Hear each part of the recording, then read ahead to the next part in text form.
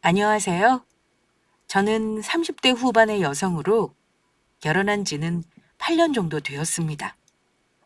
제가 이렇게 사연을 보내게 된 이유는 평범한 일상을 살던 제가 4년 전 겪었던 엄청난 일들을 여러분께 말씀드리고자 해서입니다. 그때 저는 영화나 뉴스에서나 접했던 이야기가 바로 제 앞에서 현실로 일어날지는 상상도 하지 못했거든요.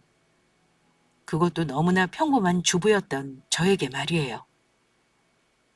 저희 결혼 초반 남들은 시댁 문제로 여러 가지 갈등이 많다고들 하는데 저는 전혀 그렇지가 않았습니다. 그 이유는 결혼 전부터 저를 친동생처럼 살뜰히 챙겨주셨던 저희 형님 덕분이었죠. 하지만 누가 알았을까요? 저희 형님에게 그런 엄청난 일이 벌어질 줄 말이에요.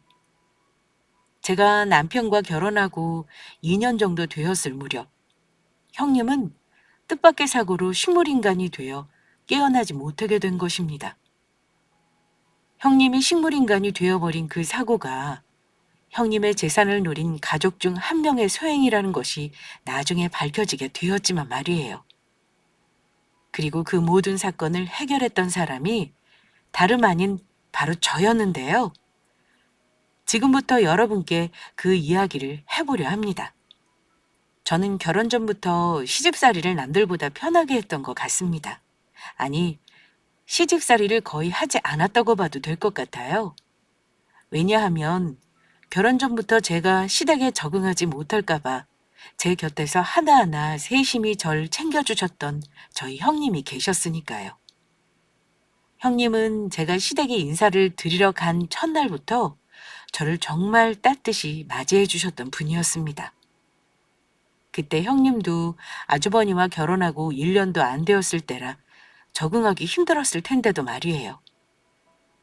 그래서 전 결혼 전에도 후에도 형님을 저희 친언니처럼 따르게 되었고, 저희 두 사람은 둘도 없는 절친이 되어 잘 붙어 다녔습니다.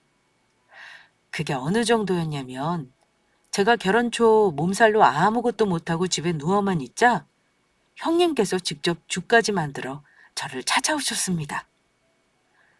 동서, 내가 동서 먹으라고 야채죽 좀 써왔으니까 어서 일어나서 먹어봐. 형님, 괜히 저 때문에 신경 쓰이게만 하고 번거롭게 해드려서 죄송해요. 우리 사이에 그런 말이 어디 있어? 어디 우리가 남이야? 그런 쓸데없는 소리 말고 자기는 밥 잘 먹고 약 잘 먹어서 어서 빨리 일어나기나 해. 알겠지? 네, 형님. 고맙습니다. 그리고 형님의 부모님이 돌아가셨을 때 일가 친척 없던 형님 곁을 지켰던 사람은 바로 저였습니다. 형님의 부모님들은 자식이 없다 늦은 나이 형님을 낳아 키우셨거든요. 형님의 부모님은 형님을 늦게 낳은 탓인지 두 분 모두 비슷한 시기에 너무 빠르게 형님 곁을 떠나게 된 것이었습니다. 형님, 기운 내세요. 두 분 분명히 좋은 곳으로 가셨을 거예요. 정말 그럴까? 내가 너무 못해드린 게 많아서 마음에 걸려. 형님 충분히 두 분께 효도하셨고 두 분 모두 형님이 이렇게 슬퍼하시는 거 아시면 분명히 마음 아파하실 거예요. 누가 뭐래도 두 분이 바라시는 건 형님이 행복하게 사시는 것일 테니까요. 그러니까 형님 기운 내셔야 해요. 동서 정말 고마워. 형님은 저와 시댁 식구들의 응원 덕분인지 빠르게 마음을 회복하는 듯 보였습니다. 게다가 아주버니 또한 형님을 정말 많이 사랑하셨거든요. 누가 봐도 부러워하는 인고 부부였죠. 그런데 그런 형님에게 큰 불행이 닥치고 말았습니다. 형님이 아주버니와 여행을 떠났다가 교통사고를 당해 식물인간이 되어버린 것입니다. 그때 저와 시댁 식구뿐만 아니라 아주버니가 받은 충격은 이루 말할 수가 없었죠. 인적 드문 CCTV도 없는 곳에서 아주버니는 달려오는 음주운전으로 보이는 차량을 피하려다가 전봇대를 들이박았는데 형님이 그곳에서 크게 다쳐 중상을 입으며 혼수 상태에 빠지셨고 식물인간이 되신 것입니다. 의사 선생님의 말씀으로는 지금의 상태에서는 언제 깨어날지 장담할 수 없으며 간혹 상태가 안 좋아지는 경우는 세상을 떠날 수도 있다고 하더라고요. 그나마 다행이라면 아주버니가 팔이 골절된 것 이외에 크게 다친 곳이 없다는 것이었어요. 정말 기적과도 같은 일이었습니다. 하지만 이미 음주운전 차량을 뺑소니로 도망을 친 후라 잡으려야 잡을 수가 없었습니다. 하필 형님 내 차 블랙박스도 며칠 전 고장이 난 상태라 뺑소니 차량이 어떤 차량인지 확인할 수 없는 상황이었죠. 아주버니도 달려오는 차량을 피하는 데 급급해 맞은편에서 달려오는 차량의 번호표를 확인할 수 없었다고 해요. 그 사실에 아주버니는 억울해하며 많이 힘들어 하셨습니다. 여보, 정말 미안해. 전부 내 잘못이야. 내가 운전을 잘못해서 당신이 이렇게 됐어. 당신 없이 나 혼자 어떻게 살라고. 여보, 부탁이니까 제발 일어나줘. 놔두고 절대 떠나면 안 돼. 그게 왜 아주버니 탓이에요? 음주운전하고 도망친 그 망할 뺑소니 놈 잘못이지. 형님 깨어나실 거니까 아주버니 힘내셔야 해요. 둘째 말이 맞다. 이럴수록 재민이 네가 정신을 차려야 한다. 그래야 첫째도 정신 차리고 일어나지. 형 기운내. 형수님 분명히 깨어나실 수 있을 거야. 하지만 아주버니는 본인이 운전하던 차에서 형님이 다쳤다는 게 큰 충격이었는지 결국 실신하고 말았고 병원 응급실까지 실려가게 되었어요. 그리고 그 후 아주버니는 형님을 깨어나기 위해 최선을 다했습니다. 따로 간병인을 쓰지 않고 회사까지 관두고 형님을 직접 돌보기 시작했던 것이죠. 아주버니의 그런 모습에 병원 사람들이며 주변 사람들이며 모두 감동하고 말았고요. 그나마 조금 안심이 되는 것이라면 형님의 부모님이 돌아가시면서 남기신 유산이 있었기에 형님을 일일병실에서 편히 지내게 하며 아주버니가 마음 놓고 형님을 돌볼 수 있다는 것이었습니다.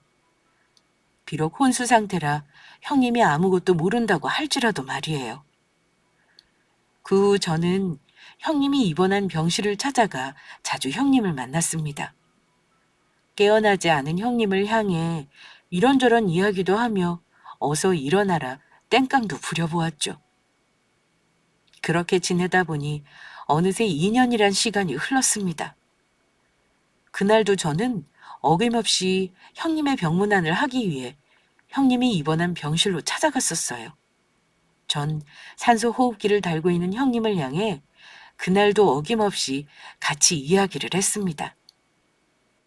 형님, 어서 일어나세요. 어서 일어나서 저랑 같이 예전처럼 맛있는 것도 먹으러 다니고 연극도 같이 보러 가고 해요. 형님, 보고 싶어요. 그런데 그날 밤 저에게 정말 이상한 일이 벌어지고 맙니다. 아니, 그건 이상하다기보다는 정말 기적과도 같은 일이었죠. 늦은 밤 잠을 자고 있는데 저에게 한 통의 전화가 걸려온 것이었습니다. 그것도 다름 아닌 식물인간이 된 형님의 전화로요. 저는 저에게 걸려온 전화번호를 확인하고 너무 놀라 거실로 나왔습니다. 그리고 떨리는 마음으로 전화를 받게 되었죠. 여, 여보세요? 동서? 나야, 동서. 여보세요? 정말로 형님이세요? 형님, 정말로 깨어나신 거예요? 동서, 곁에 서방님이 있는 거라면 티내지 말고 내 말 잘 들어? 지금 바로 내가 입원한 병원에 와줄 수 있어? 내가 깨어났다는 거 절대 얘기하면 안 되고 혼자 와야 돼. 내 목숨이 걸린 일이니까. 내가 깨어났다는 거 아무한테도 말하지 말고 와. 그래서 전 정신없이 겉옷을 걸치고 형님 있는 병원으로 가기 위해 집을 나가려 했어요. 그런데 저의 부스럭거리는 소리에 남편이 깼는지 잠을 자다 말고 거실로 나와 저에게 묻더라고요. 당신 이 밤중에 어디 가려는 거야? 아, 잠깐 형님이 잘 있나 확인하러 병원에 좀 다녀오려고. 꿈에서 형님이 나오는 악몽을 꿔서 갑자기 걱정이 돼서 너무 마음이 찜찜해서 말이야. 아무리 그래도 이 밤중에 병원에 가겠다고? 지금쯤이면 형도 형수님 간병하다가 자고 있을 텐데? 어, 아무래도 지금 꼭 가서 확인해야 내가 마음이 놓일 것 같아. 밖에서 형님 잘 있나 확인만 하고 올게. 알겠어. 그러면 조심히 다녀와. 걱정되니까 병원 도착하면 바로 연락하고. 제 이야기에 저를 순순히 보내주는 남편이 이상하긴 했지만 그때는 그런 걸 생각할 겨를이 없었습니다. 식물인간으로 2년 동안 병상에 누워만 있던 형님이 깨어나 저에게 연락을 했다는 사실이 중요했으니까요. 그리고 병원에 도착한 저는 정말로 깨어있는 형님을 보자마자 껴안고 울었습니다. 그런 저를 보며 형님도 저를 안고 울었어요. 형님, 정말로 형님 맞으세요? 정말 깨어나신 거냐고요? 그래, 나 정말로 깨어났어. 형님, 그런데 왜 저한테 형님 깨어난 거 아무한테도 말하지 말고 몰래 오라고 하셨던 거예요? 형님 깨어난 소식을 들으면 가족들 모두 기뻐할 텐데요. 그리고 형님 병실에 있어야 할 아주버니는 어디 가신 거고요? 동서, 지금부터 내가 하는 말 아주 중요한 거니까 놀라지 말고 잘 들어. 그리고 듣게 된 형님의 이야기는 정말 모두가 경악할 만한 충격적인 진실이었습니다. 형님은 음주운전을 한 뺑소니 차량에 사고를 당한 것이 아니었습니다. 이 모든 것은 정부와 아주버니가 형님의 재산을 노리고 꾸민 짓이었던 것이에요. 형님은 부모님이 돌아가시면서 큰 유산을 물려받게 되었는데 남들은 평생 가도 만져보지 못할 재산들이었습니다. 그래서 아주버니는 형님의 재산을 노리고 여행 계획을 짠 것이었고 CCTV가 없는 인적이 드물어 목격자가 될 사람들이 없는 곳에서 일부러 형님만 다치도록 교통사고를 낸 것이었죠. 형님이 교통사고로 죽게 되면 아무 연고 없는 형님의 재산은 전부 남편인 아주버니에게 가게 될 테니까요. 게다가 더욱 기가 막힌 것은 아주버니는 사고를 내기 전 모든 사실을 형님에게 이야기했다고 합니다.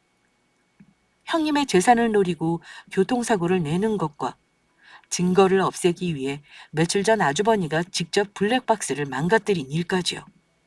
게다가 아주버니는 사랑하는 여자가 생겼다며 형님을 죽일 계획도 그 바람 피운 상간녀와 꾸몄다고 직접 이야기까지 해줬다고 해요. 형님이 죽으면 그 상간녀와 재혼해 형님의 재산으로 행복하게 살 거라면서요.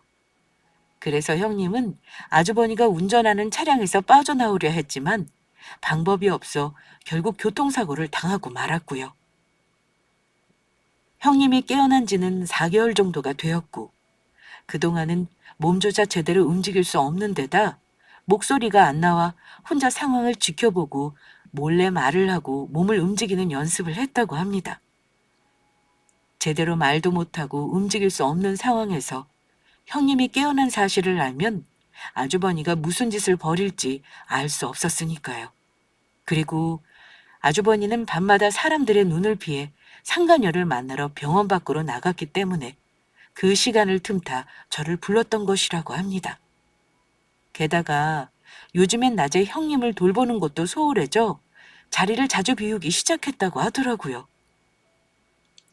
다행히 형님은 혼자 말하는 연습을 많이 했던 것인지 말하는 속도가 느리고 발음이 부정확하긴 했지만 대화하는 데는 크게 불편하지 않았습니다. 그래서 내가 유일하게 믿을 수 있는 동서에게 사실을 알려주는 거야. 형님, 그러면 앞으로 제가 어떻게 하면 될까요? 형님도 깨어났고 지금이라도 경찰에 연락해 신고해야 하는 거 아니에요? 아니, 지금은 아니야. 당연히 그 인간을 경찰에 신고할 거지만 그 전에 내가 당한 만큼 그 인간도 제대로 혼내줘야겠어. 남편 놈과 같이 내 교통사고를 낸 계획을 짠 상간녀도 같이. 그리고 그 인간이 날 죽이려 했다는 증거도 찾아야 하고. 그래서 하는 말인데 동서가 날 좀 도와줄 수 있어? 혹시나 해서 하는 말인데 이 일은 전부 해결될 때까지 동서랑 나만 알고 있어야 해. 당연히 제가 형님을 도와드려야죠. 형님한테 그런 몹쓸 짓을 한 아주버니 저도 용서할 수 없을 것 같아요. 형님은 아무 걱정하지 말고 저만 믿으시라고요. 그래서 저는 형님을 도와 아주버니에 대한 복수를 시작했습니다. 일단 전 몰래 아주버니를 미행하며 아주버니가 상간녀와 만나는 장면을 목격하게 되었는데 정말로 아주 가관이 따로 없었죠. 저희 가족들을 만날 때는 행색이 초라한 초췌한 모습으로 만나 형님 때문에 슬퍼서 다 죽어가는 척 2년 동안이나 연기를 하더니 상간녀와 만날 때는 비싼 명품 옷까지 쫙 빼입고 언제 뽑은 것인지 고급 외제차까지 운전하고 다녔으니까요. 그러다가 제가 아주버니를 제대로 혼내줄 기회를 잡게 됩니다. 그날은 아주버니의 생일날이었는데 형님을 간병해야 해서 멀리 나올 수 없다는 아주버니의 말에 시댁 식구들과 병원 근처 한정식 집에 예약을 해 다 같이 밥을 먹게 되었습니다. 그런데 역시나 아주버니는 슬픈 척 연기를 하며 볼품없는 차림으로 자리에 나왔더라고요. 시부모님은 그 모든 것이 아주버니의 연기란 사실도 모르고 걱정이 이만저만이 아니셨어요. 밥은 제대로 먹고 다니고 있는 거냐? 왜 점점 볼 때마다 얼굴이 안 좋아지는 거야? 재민아, 이런 말 하긴 못하지만 너도 이 정도면 할 만큼 했고 이제 그만 이혼하고 너도 네 인생 사는 게 어떠니? 첫째가 언제 일어날지도 알 수 없는 거고 이혼해도 간병 있어서 계속 돌볼 수 있는 거고 너도 네 인생 살아야지 않겠어? 네 그런 모습 볼 때면 이 엄마가 마음이 찢어진다. 네 엄마 말이 맞다. 이젠 네 인생 산다고 해도 너 욕할 사람 아무도 없어. 엄마 아빠 도대체 그게 무슨 소리야? 난 절대 우리 집사람 포기 못해. 내가 우리 집사람을 얼마나 사랑한데 그런 소리를 하냐고. 분명히 우리 집사람 일어날 거고 그러면 우리 다시 예전처럼 행복하게 살 수 있어. 재현이 너는 왜 아무 말 안 하고 가만히 있어? 이럴 때 동생은 너라도 내 편 들어줘야 하는 거 아니야? 넌 재수 씨 잘못되면 곁에서 안 지키고 이혼할 거야? 어, 어, 형 말이 맞긴 하지. 그런 일은 없겠지만 우리 집사람 잘못되면 깨어날 때까지 나도 옆에서 지낼 생각이니까. 아주버니의 행동은 아주 가증스럽기 짝이 없었습니다. 하마터면 아주버니한테 쌍욕을 하면서 네가 한 일을 알고 있는데 어떻게 가족들까지 속이며 이럴 수 있냐고 한바탕 퍼부으며 아주버니의 귀싸대기를 날릴 뻔했으니까요. 그러나 형님과 약속한 것도 있고 제대로 아주버니를 혼내주기 위해 저는 귀싸대기 대신 준비해왔던 더 큰 일을 실행하기로 했습니다. 그런데 아주버니는 본인이 조금 전 슬픈 척한 행동과 다르게 밥을 아주 맛있게 먹고 있더라고요. 그것도 밥을 2공기나 비우면서요. 그래서 전 아주버니 휴대폰으로 문자 하나를 보냈습니다. 제 휴대폰이 아닌 형님의 아버님이 살아생전 쓰시던 휴대폰으로요. 형님은 부모님이 돌아가신 후 잊지 못해 부모님 집을 정리하지 않고 있었는데 형님의 부모님 휴대폰도 아직 살아있는 상태로 형님 친정집에 잘 보관해 놓은 상태였습니다. 이미 형님의 친정 부모님이 돌아가신 후부터 형님의 통장으로 전화 요금이 자동이체 되고 있었기 때문에 그 사실을 아주버니가 알 수 없었던 것이고요. 그래서 형님이 계획을 세우며 형님 아버님의 휴대폰을 저에게 맡기셨고 그래서 전 형님 아버님의 휴대폰으로 아주버니한테 문자를 보냈던 것입니다. 꼭 형님의 아버님이 아주버니에게 문자를 보낸 것처럼요. 이 나쁜 놈! 내 놈이 감히 내 딸을 죽이려 해놓고 지금 밥이 목구멍으로 넘어가냐? 내 저승에서도 널 절대 용서하지 않을 거다. 밥을 맛있게 먹고 있던 아주버니는 제가 형님의 아버님인 척 보냈던 문자를 확인한 순간 숨이 넘어갈 듯 화들짝 놀라며 개거품까지 물고 기절을 했습니다. 이게 뭐야? 사람 살려! 시부모님이며 남편은 그런 아주버니의 모습에 놀라 깨우기 바빴죠. 재민아, 갑자기 왜 이러는 거냐? 정신 좀 차려봐라, 재민아. 형, 정신 차려봐, 형. 그리고 얼마 지나지 않아 아주버니는 깨어나긴 했지만 병원에 가자는 가족들의 말에도 거부하며 가족들의 추궁에 식은땀까지 흘리며 회피하기 시작했습니다. 아들, 괜찮은 거야? 도대체 어디서 온 문자이기에 밥 잘 먹던 녀석이 문자를 보자마자 기절을 해? 그래, 재민아. 혹시 우리한테 말 못하는 무슨 일이라도 생긴 거냐? 가족 좋다는 게 뭐냐? 뭐든 상관없으니 우리한테 말해봐라. 무엇이 되었든 도와줄 테니. 그래요, 아주버니. 우리 전부 가족이잖아요. 혹시 무슨 고민이라도 있으신 거면 말씀 편하게 하세요.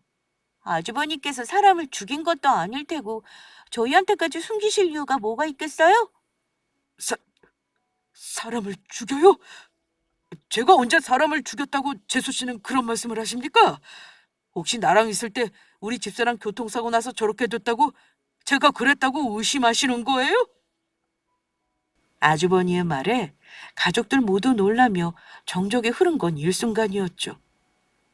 가족들 모두 그냥 진심으로 아주버니가 걱정되어야 한 이야기였고 모든 사실을 알고 있는 저는 물론 아주버니를 혼내주기 위해 한 말이었지만 아주버니는 스스로 양심에 찔려 하지도 않아도 될 소리를 해버렸으니까요. 그제야 본인이 이상하게 말했다는 사실을 눈치챈 것인지 아주버니는 지금 상황을 무마시키려는 듯 웃으며 이야기하더라고요. 재수 씨, 그냥 농담이었습니다. 마음 쓰지 마세요. 내가 급한 약속이 있던 걸 깜빡했네. 지금 내가 놀랐던 건 친구가 장난으로 귀신 사진 보내서 그런 거였어. 그러니까 신경 쓸 필요 없다고.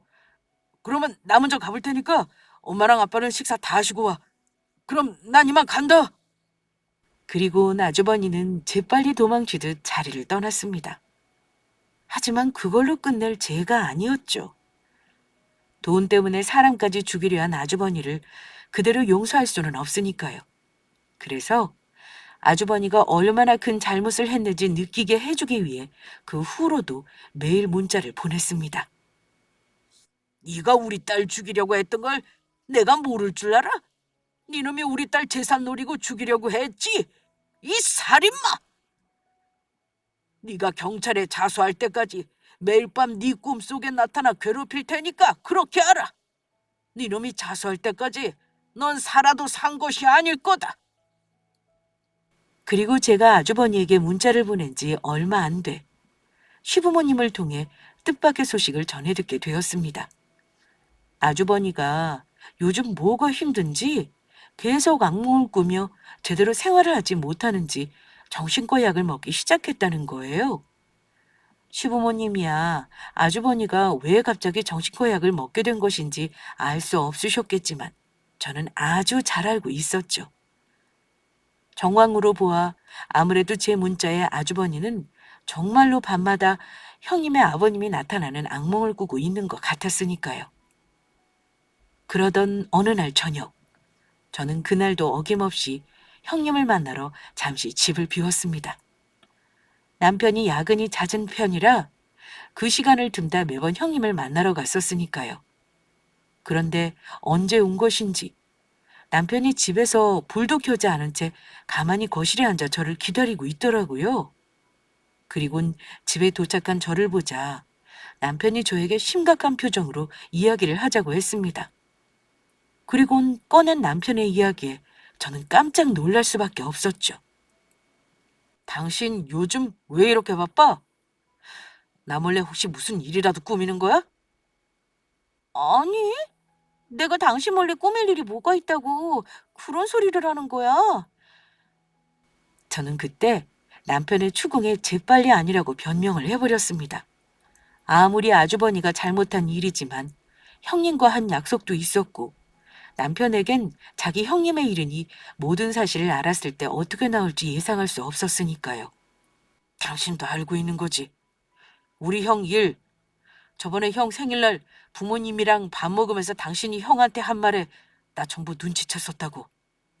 그래서 요즘 우리 형 일 알아보고 다니느라 당신 늦게 다닌 거였잖아. 내 말이 틀려? 당신 그게 무슨 소리야? 나는 전혀 모르겠는데? 그런데 저의 답에 남편의 행동은 깜짝 놀랄 만한 것이었습니다. 남편은 제 말에 벌떡 자리에서 일어나더니 저를 물끄러미 내려다보더라고요. 그리곤 제 앞에서 갑자기 무릎을 꿇는 것이었습니다. 여보, 나 용서해줘. 나 사실 전부 알고 있었어. 형이 형수님한테 무슨 일을 꾸몄던 것인지 전부 알고 있었다고. 그런데 내 형이라 형한테 기회를 주고 싶어서 내가 경찰에 신고하기 전에 형이 반성하고 스스로 자신의 죄를 뉘우치길 바라면서 기다리고 있었는데 형은 전혀 그럴 마음이 없는 것 같아. 몇 년을 기다려도 바뀌지 않아. 그동안 형이 형수님 재산 노리고 죽이려고 했던 거 모르는 척하고 있었는데 나도 더는 형 용서할 수가 없을 것 같아. 그리고 실은 형한테 좀 더 기회를 줄까 기다려준 것도 맞지만 나 스스로도 좀 두려워서 그랬던 것 같기도 해. 형 하나로 형뿐만이 아니라 나도 부모님도 우리 가족 전부 상처 입게 될 게 겁이 났었어. 그런데 당신이 하는 행동을 보니 우리 형이 무슨 짓을 했는지 알게 된 것 같고 그제야 정신이 번쩍 들더라. 여보, 그동안 아무 말 못해서 정말 미안해. 알고 보니 남편은 형님이 사고가 난 2년 전부터 모든 사실을 알고 있었더라고요. 형님이 교통사고가 나고 잠시 마음을 추스르기 위해 밖으로 나갔는데 병원 밖 구석에서 상간녀와 통화를 하고 있던 아주버니를 발견했던 거예요. 그리고 남편이 들은 내용은 가히 충격적이었던 것이었습니다. 형님의 재산을 노리고 아주버니는 상간녀와 짜고 일부러 교통사고를 내 형님을 없애려고 했던 것이니까요. 그 사실에 남편은 큰 충격을 받아 한동안 말은 안 했지만 제정신이 아니었다고 해요. 그래서 아주버니한테 기회를 주고 정 아니다 싶으면 남편 스스로 경찰에 신고할 생각이었다고 합니다. 가장 가까운 사람인 저에게 말하고 싶었지만 혹시 이 일로 자기 집안의 실망에 제가 떠나갈까봐 남편은 너무 두렵고 무서워 그동안 말을 못했다고요. 하지만 남편도 정신 못 차리는 아주버니를 보며 더는 안 되겠다고 생각해 저에게 이야기를 하게 되었다고 합니다.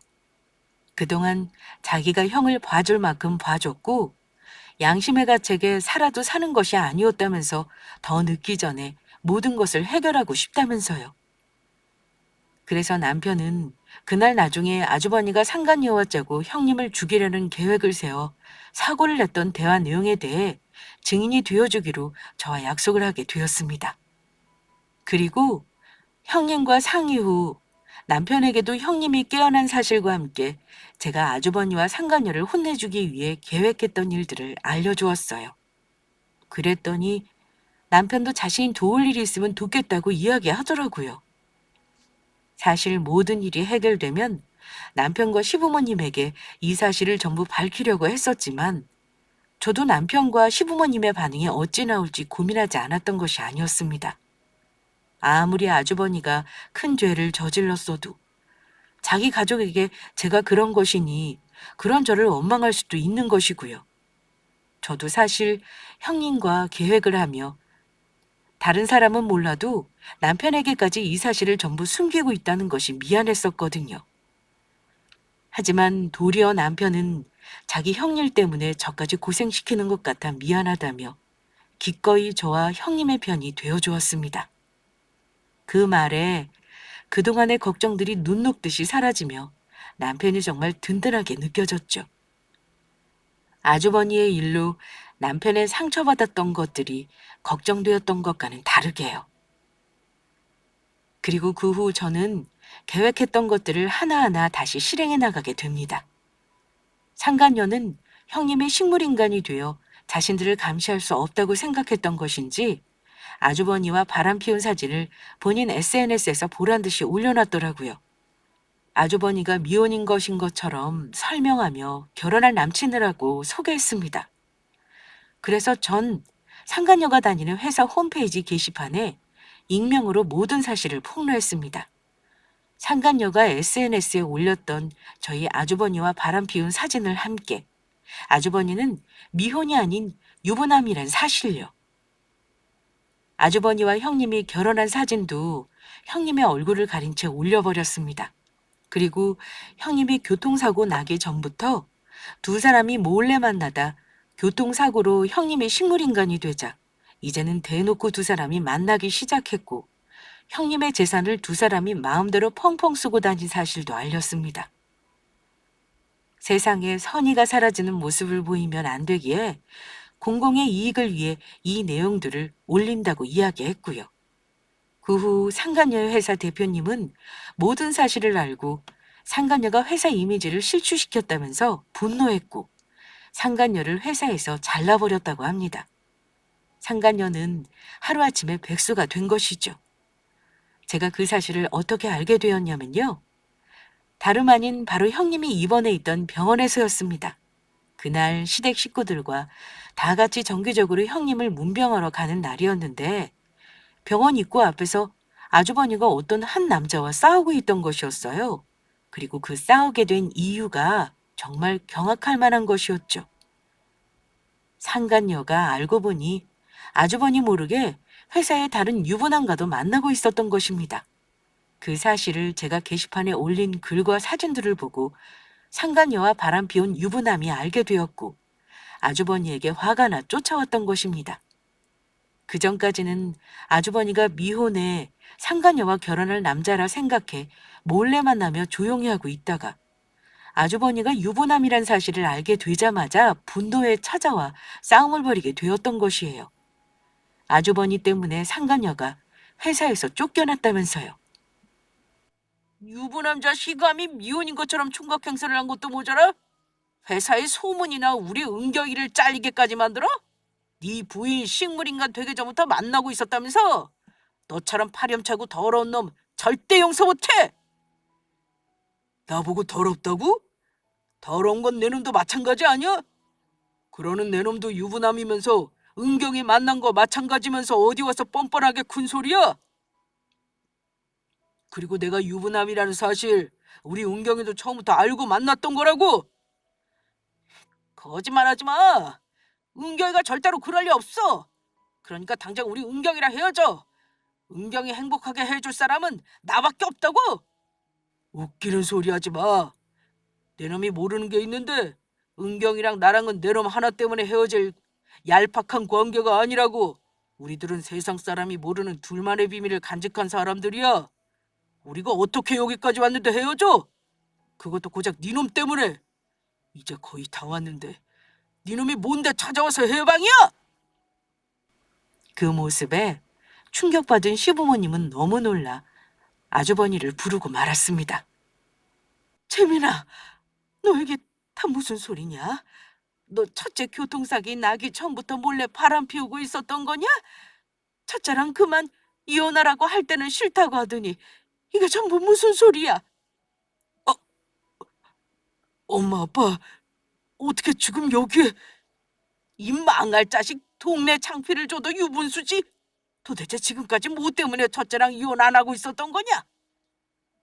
엄마 아빠 정말 모르겠어? 전부 형수 재산 노리고 형이 그랬던 거라고. 형수 병원에 있다가 죽으면 형수 부모님이 남기고 하신 그 많은 재산 전부 형 거 되는데 형이 왜 이혼을 하겠어? 엄마 아빠가 아직도 형을 잘 모르는 것 같아서 말하는데 형은 형수 사랑해서 지금까지 이혼 안 한 게 아니고 형수 재산 노리고 다른 여자랑 바람 피우면서 형수랑 살았던 거라고. 저 인간은 내 형이 아니라 바로 인간 쓰레기야, 쓰레기. 뭐, 뭐라고? 엄마, 아빠 전부 오해야. 재훈이 말 다 거짓말이야. 내가 전부 설명할게. 그러니까 제발 내 말 좀 들어줘. 이 죽일 놈. 내가 널 그렇게 가르쳤든 너 오늘 어디 나한테 혼 좀 나봐라. 재훈이 말이 거짓말이면 니놈이 첫째 몰래 바람까지 피우면서 왜 딴짓을 한 건데? 첫째가 나한테 얼마나 잘해줬는데 내 놈이 그럴 수 있어. 이 인간 같지도 않은 놈. 아주버니의 시커먼 속내를 알게 된 시부모님은 분노하고 말았고 시어머니는 아주버니의 뺨을 후려치셨습니다. 그리고 시아주버니는 많은 사람들이 보는 앞에서 쪽이란 쪽은 다 당하며 시부모님에게 먼지 나도록 딱 죽지 않을 만큼 맞았죠. 남편은 곁에서 그런 아주버니를 보며 맞아도 싸다고 이야기했습니다. 그날 이후로 시부모님은 형님은 보러 오겠지만 아주버니를 안 보겠다고 말씀하셨습니다. 저런 아들과 산 형님에게 본인들이 책임이 있으시다면서요. 그리고 전 그날 일을 끝으로 마지막으로 아주버니를 제대로 혼내줄 계획을 실행했습니다. 요즘에는 아주버니가 낮에도 자리를 자주 비운다는 소리에 그 틈을 타 형님이 입원한 병실로 찾아갔죠. 그리고 저는 형님 앞에서 자리를 비운 아주버니에게 전화를 걸었습니다. 아주버니, 형님이 깨어났어요. 드디어 형님이 식물인간에서 깨어났다고요. 그러니까 병원으로 빨리 오세요. 정말이에요? 조금만 기다리세요. 제가 바로 달려갈게요. 그런데 제 전화를 듣고 놀라 달려온 아주버니는 상간녀와 데이트를 하고 있었던 모양인지 평소에는 볼 수 없었던 아주 잘 차려입은 모습이었습니다. 그런데 제 말과 다르게 아직도 산소 호흡기를 끼고 누워있는 형님의 모습에 아주버니가 물었습니다. 재수 씨, 집사람 깨어났다면서요. 이게 어떻게 된 겁니까?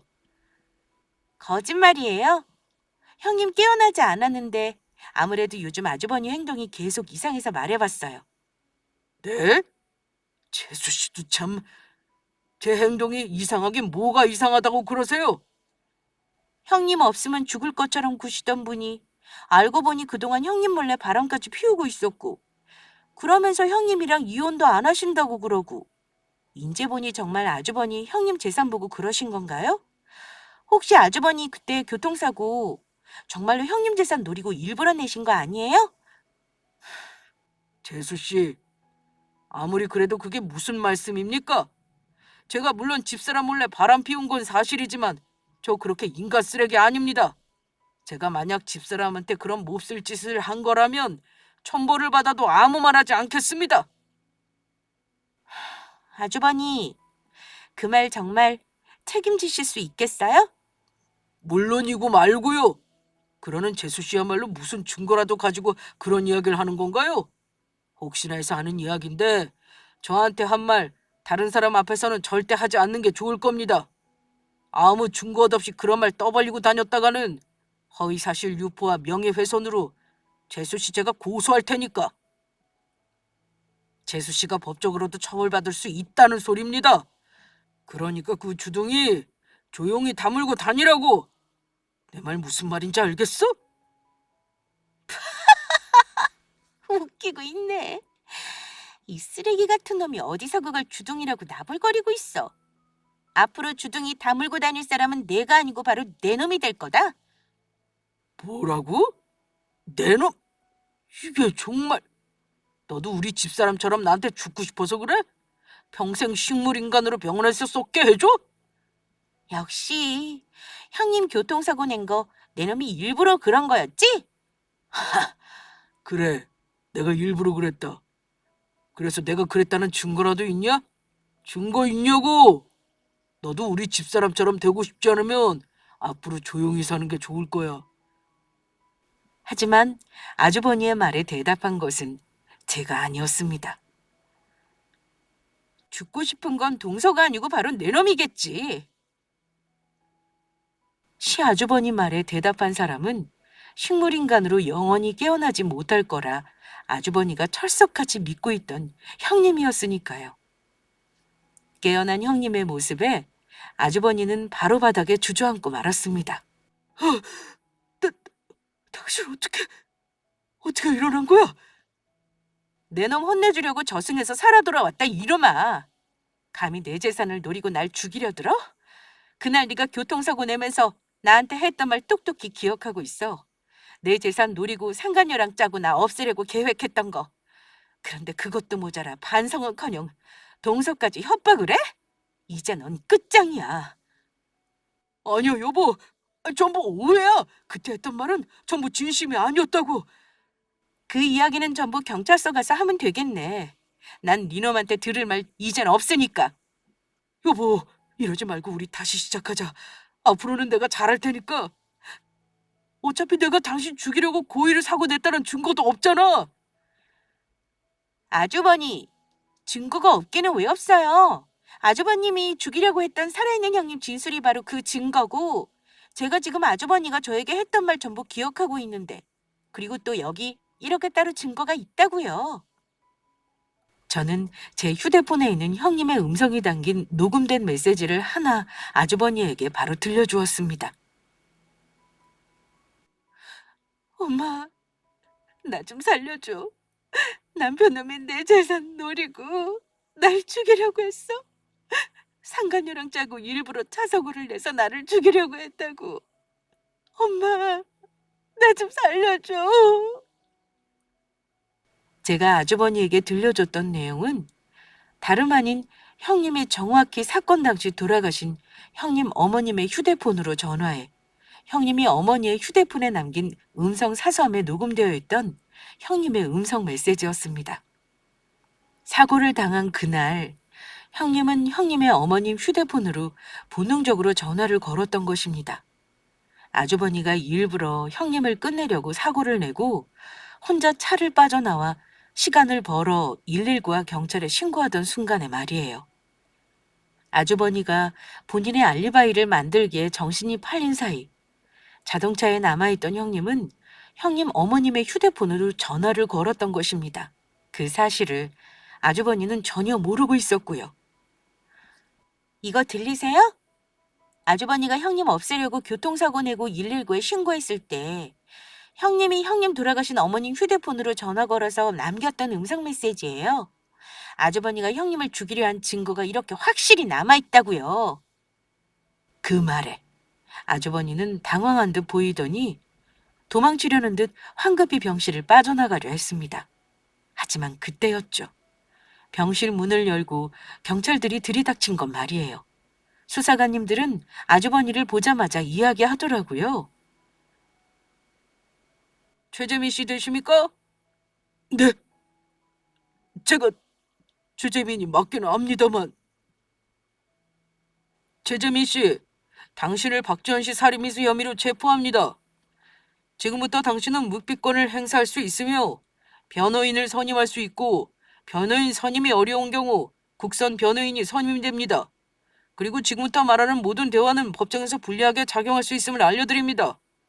수사관님은 재빨리 아주버니에게 수갑을 채웠고 아주버니는 잡혀가지 않으려고 끝까지 발버둥 쳤습니다. 아니야, 이럴 수 없어. 이제 다 왔는데 조금만 가면 전부 끝이었는데 이렇게 될 수는 없다고. 안 돼, 안 된다고.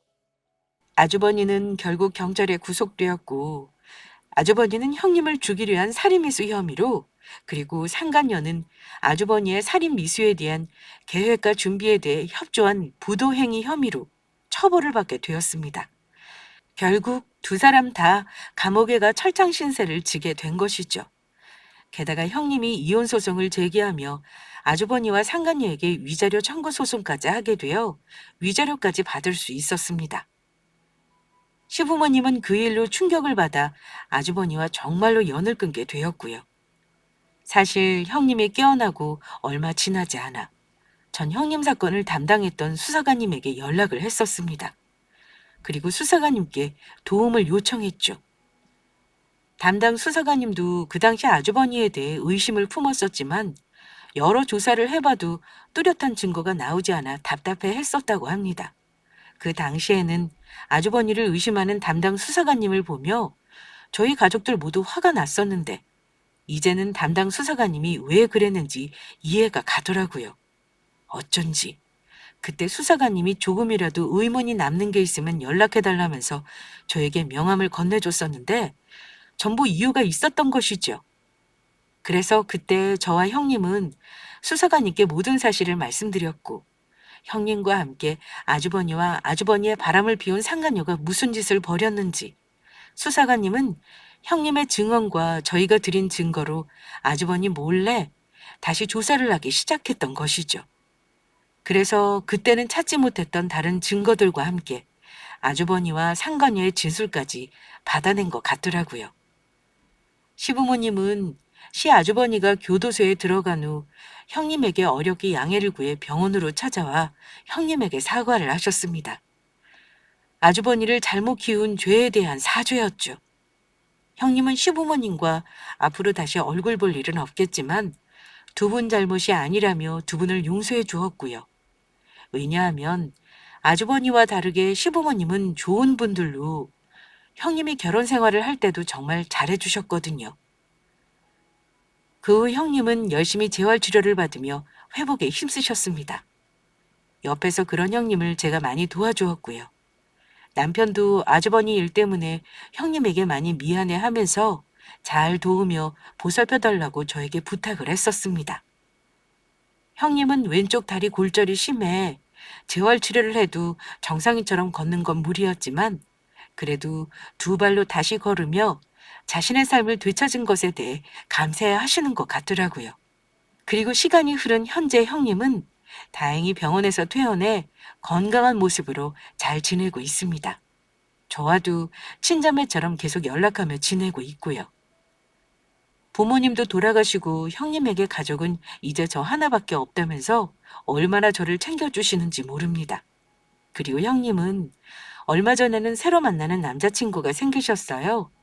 시아주버니 일을 겪으며 다시는 어떤 사람도 만나고 싶지 않다고 했는데 형님이 노인분들 집에 찾아가 목욕을 시켜드리는 봉사활동을 나가시는 곳에서 좋은 분을 만나게 되신 것 같더라고요. 형님의 조건 같은 건 모른 채로 형님의 고운 마음씨에 반해서 무조건 형님이 좋다며 쫓아다니다 사귀게 된 것 같았습니다. 부디 그분과 좋은 인연으로 계속해 함께 하셨으면 하는 마음입니다. 물론 저도 남편과 잘 지내고 있고요. 저희 둘 사이에 이미 예쁜 왕자님도 하나 태어나 열심히 키우는 중입니다. 제가 이번 일을 겪으면서 느낀 것은 사람이 죄를 지으면 그것이 어떤 방법으로든 결국 벌을 받게 되어 있다는 것입니다. 그래서 어른들께서 어딜 가든 나쁜 짓은 하고 살면 안 된다고 하셨나 봅니다. 그러니 우리 모두 나쁜 마음보다는 착한 마음으로 서로 도우며 살았으면 좋겠습니다. 그렇게 살다 보면 이 세상도 살기 좋은 세상이 될 테고 그것이 결국 저에게 돌아와 저 또한 좋은 세상에서 살게 될 테니까요. 우리 모두 좋은 세상을 만들어 보자고요.